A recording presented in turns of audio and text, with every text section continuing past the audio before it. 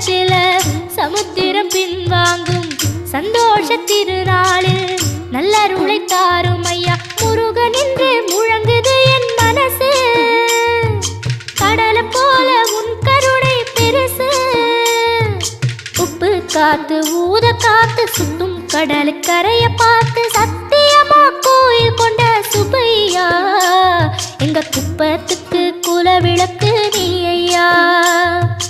திருச்செந்தூர் ஆண்டவனே வேல் முருகா தினம் உனக்கு நன்றி சொல்வோம் மால் மருகா.